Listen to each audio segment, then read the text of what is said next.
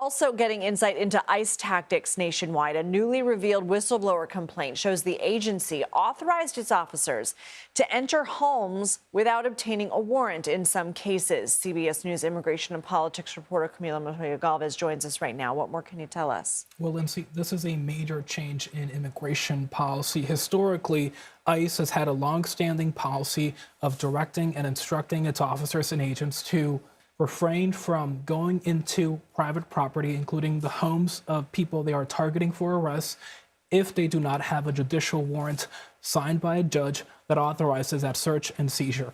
Now the agency is arguing through this memo that has been disclosed from last year that ICE officers can in fact enter private property, the residence of people who have final deportation orders without a judicial warrant. That is a significant change because, again, the Constitution has long been interpreted to mean that any law enforcement agency at the state, local, or federal level cannot enter private property without a judicial warrant.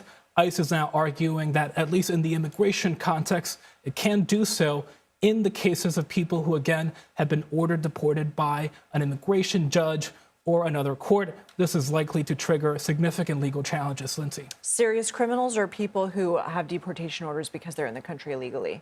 The memo does not make a distinction between people who have criminal records or people who are only charged with civil immigration violations. It can be anyone with the final deportation order.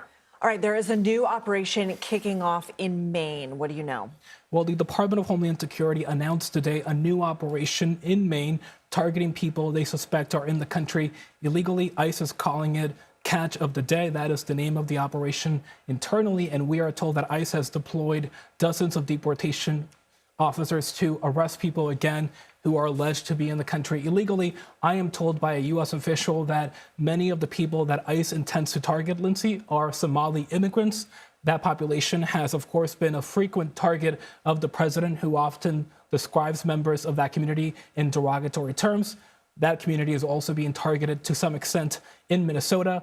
They have been implicated in those fraud allegations that have been cited by the president to, again, justify this crackdown.